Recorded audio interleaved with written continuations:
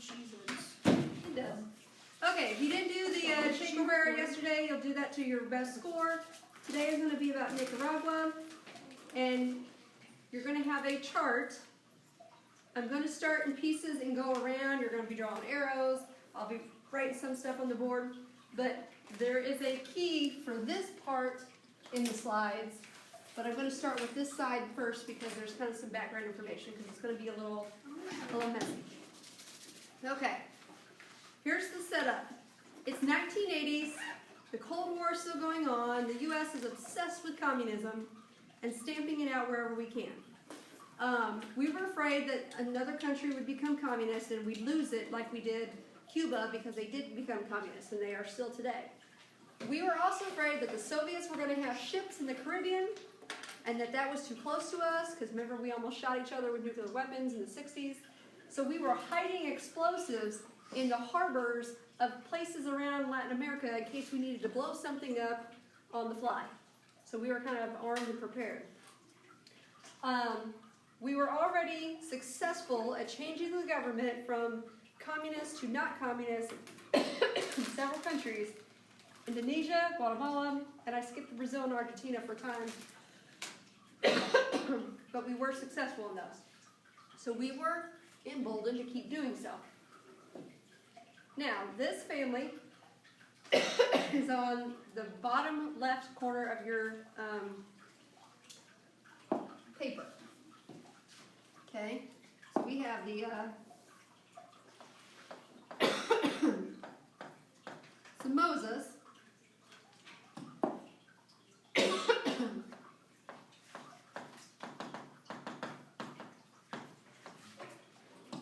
Okay, this family here, the Samosa family was very wealthy. So you need to put this down there.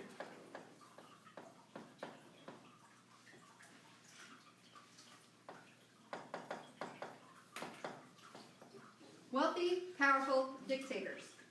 Wait, down there. On the side here.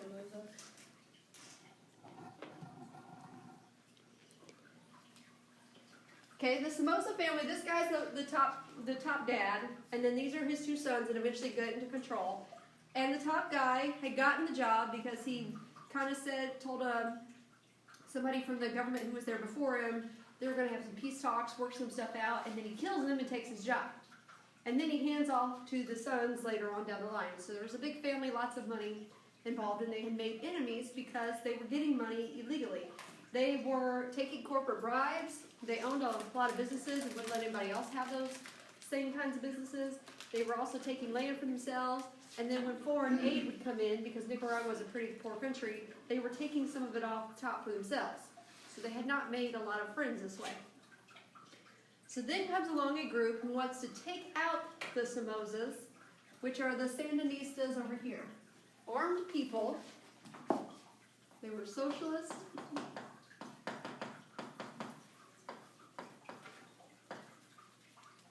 And they want to take out the Samosas.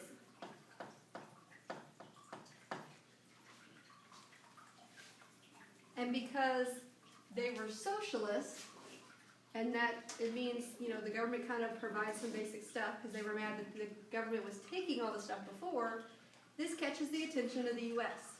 because we do not like anything that is reeked of socialism or communism. And the fact that the Sandinistas were also helping the same thing happen in El Salvador, their neighbor, the U.S. is going to start paying attention to it. Are you with me so far? Yeah. Okay. So the U.S. has a problem, though. We are going all over the world trying to stomp out communism in this time period, and it's getting expensive. And we are adamant that we need to clamp down on it in Latin America, but we need money to do so. The problem is, there is a group who is going to fight the Sandinistas because they don't like communism, but they're kind of cocaine drug dealers, and we don't really want to publicly support that, but we want to. So we need to figure out how to get money to the cocaine drug dealers because we don't like the Sandinistas. So we got to figure out how we can get all this money and support to a small rebel group that's anti-communist to take out another group who took out another group in a foreign country. So we got to figure out how to do this. At first, the U.S. public was kind of okay with this idea because Reagan, he's pictured here, is anti-communist very, very publicly. And he's pictured holding a shirt that says "Stop Communism in Latin America." That's a very clear goal of whose side you're on. And he's shaking hands with people over here of the Contras because he wanted to support them. He just had to figure out a way to do it. But the U.S. was afraid that if we would get caught up in this, it's going to become another Vietnam where it goes on and on and on and our people die, and it still doesn't work in the end because Vietnam became communist anyway. Okay? So that's the Latin American part. Now, we got to explain what's going on in the Middle East because they are connected. Okay, first, Iran took hostages in the 70s because they didn't like us interfering with the Middle East. So they take the hostages, they hold them for 444 days, and right after Reagan becomes president, within minutes, the hostages are released. Whether Reagan had anything to do with that, we're not really sure, because if he did negotiate something, he wasn't technically president at the time. So sometime between the time he was elected and the time he was actually sworn in, maybe something happened, maybe didn't, we don't know, but it was very suspicious. So the idea that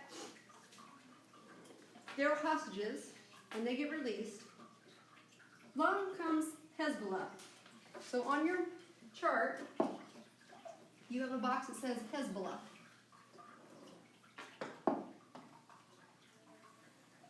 And Hezbollah takes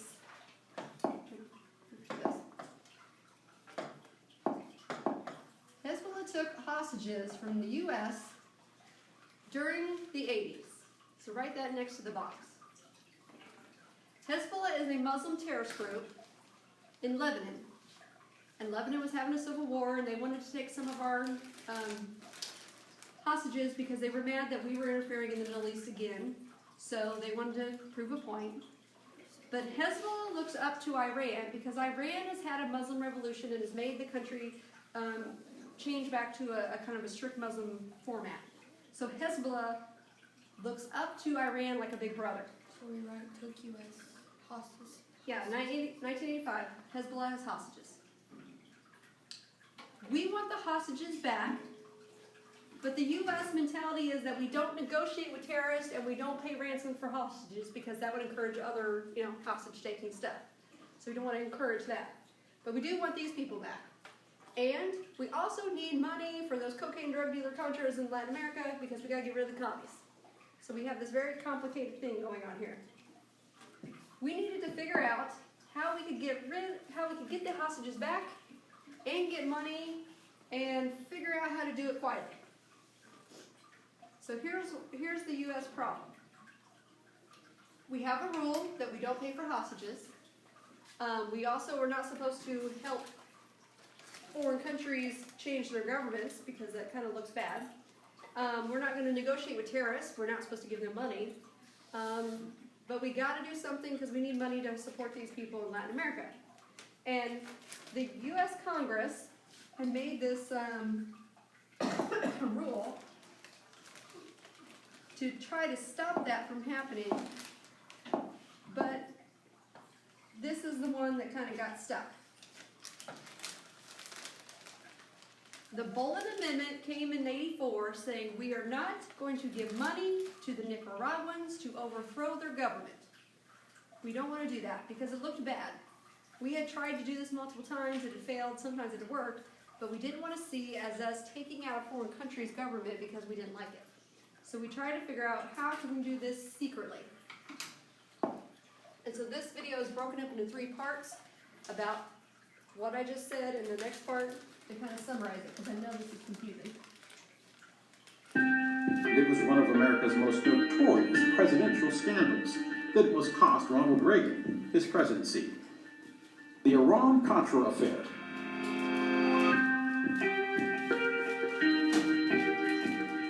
In the early 1980s, the U.S. was still in a Cold War with Russia, and anti-communist sentiment was strong. During his presidential campaign, Reagan promised to assist anti-communist insurgencies around the world. For a brief time under Reagan, the CIA trained and assisted groups fighting communist leaders abroad. Reagan was particularly interested in a group called the Contras and their battle in Nicaragua. The Contras were a group battling the Cuban-backed Sandinistas, a communist group who had seized power in 1979. Reagan called the Contras the moral equivalent of our founding fathers. But much of the Contras funding came from the cocaine trade. Because of this, Congress passed the Boland Amendment, specifically aimed at keeping American money from funding the group. That happened in 1982, shortly after Reagan took office. The amendment restricted the CIA and Department of Defense from using funds to provide military assistance to groups that were trying to overthrow Nicaragua's government, groups like the Contras.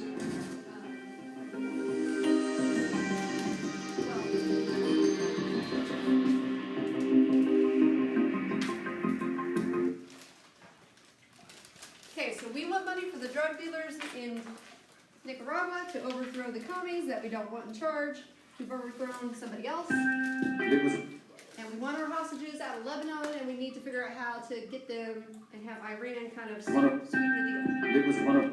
But there's a rule that says we can't do stuff in Nicaragua. Okay, so we still need money. We still need to figure out how to do this. So we need to launder the money somehow so it looks like we didn't do something directly. So laundering money is when you would do something legit, that then there's another transaction on the other side, so it isn't actually traceable. So what we're going to do is we're going to sell weapons to Israel because that's our friend. So you have a line from the U.S. to Israel, right? We will sell weapons to Israel. Israel is going to sell those weapons to Iran and then give us the money. Why would Israel want to do that? They don't like Iran. Why would it benefit Israel to help us? Because they don't like communists? They didn't like Iran. So if Iran had more weapons, Iran could continue to fight the war against Iraq at the same time, and they would be occupied, and they would not bother Israel, because Iran didn't want Israel to exist.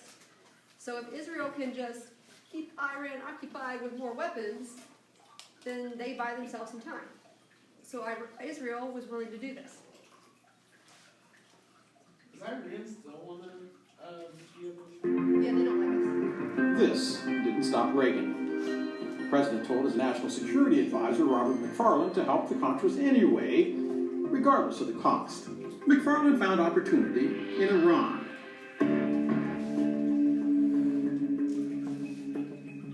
In 1985, an Iranian-backed terrorist group held 7 American hostages in Lebanon. Reagan insisted his advisors find a way to bring the hostages home, saying, "I want you to do whatever you have to do to help these people keep body and soul together." So, with permission from Reagan, McFarlane made a deal. The U.S. would give Iran weapons, and Iran would broker the release of the hostages. This happened even though Reagan publicly insisted he would not negotiate with terrorists, and despite the fact that there was a trade embargo with Iran. But that was just the tip of the iceberg. The deal with Iran didn't just secretly secure the release of the hostages in exchange for weapons. There was money involved. While $30 million had been allocated for the weapons, the CIA funneled a portion of that money to the Contras in Nicaragua, the group Reagan supported in their guerrilla fight against the Sandinista government. In 1986, the Lebanese newspaper Al-Shura reported the arms deal, and everything began to unravel. That prompted an investigation by the U.S. Attorney General, who discovered that only $12 million of the $30 million actually went toward weapons for Iran. The rest of the money was sent to the Contras in Nicaragua.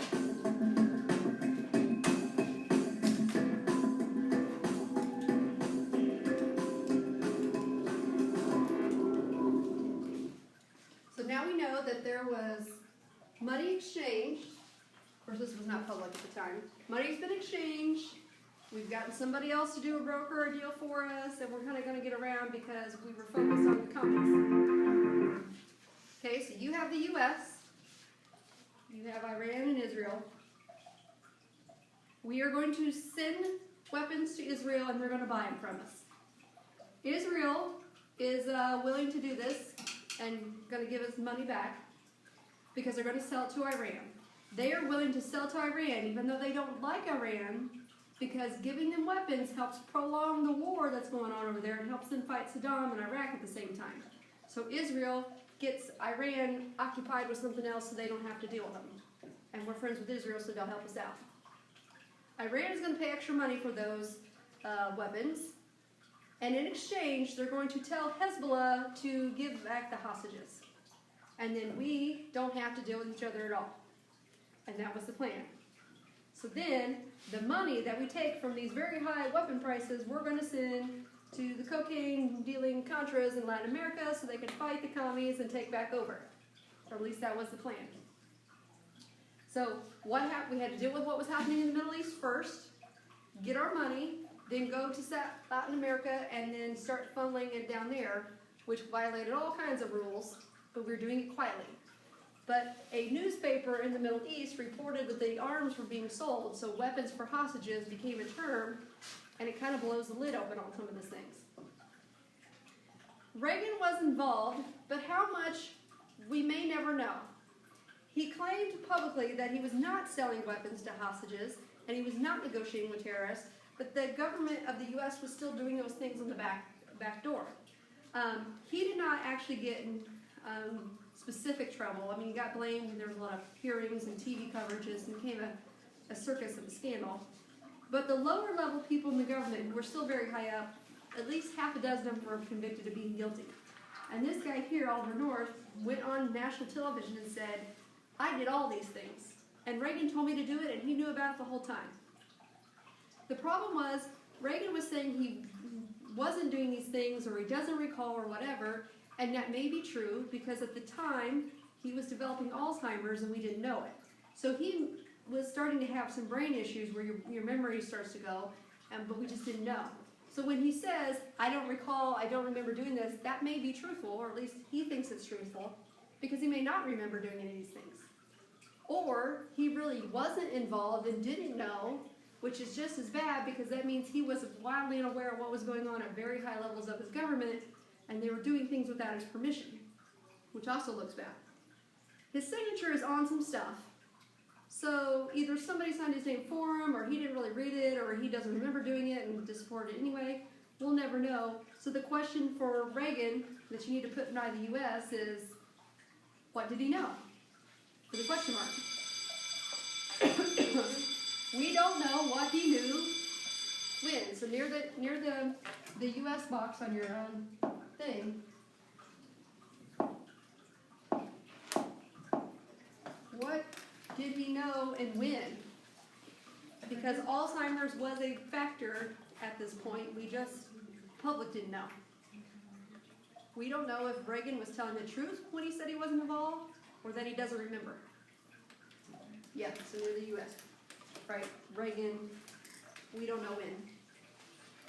And so it dodged his presidency for the rest of the time, and the half dozen people who were convicted guilty were actually pardoned by Reagan's vice president when he became president the next time.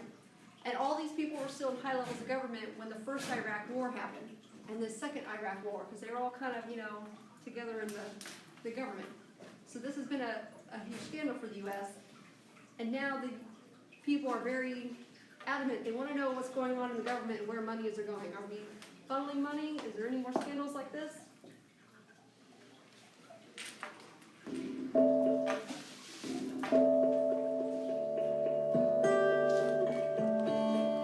The revelations were explosive. Reagan denied the allegations that he had negotiated with terrorists, but Lieutenant Colonel Oliver North came forward and acknowledged that he diverted funds to the Contras. North also said Reagan knew about it. North's testimony would inspire the press and Congress to launch investigations against Reagan for the rest of his presidency. Texas Senator John Tower led the investigation into the scandal. The Tower Commission determined it was Reagan's lack of oversight that allowed Iran-Contra to happen, but did not implicate Reagan directly. It wasn't until another congressional investigation in 1987 that Reagan finally testified. On May 5th, 1987, joint hearings were televised investigating the covert arms deal with Iran and the assistance to Nicaragua. The hearings would go on for 41 days. Reagan was never charged, but McFarland, Oliver North, 4 CIA officers, 5 government contractors, and Reagan's national security advisor, John Poindexter, were all found guilty. Yet, speculation about Reagan's involvement lingered on. Press investigations would go on for years to follow. While Reagan's image suffered a bit, he still left office with one of the highest approval ratings of any president in U.S. history. So you're going to take a quiz, and you will probably need your sheet to keep track because other classes have needed multiple tries on this. You're definitely going to need this worksheet on the test to keep track of who did what and when, and who did things why. So this one would be a little hard because most students have taken it multiple times till you get a good score. And then when you're done, turn your worksheet in on my desk.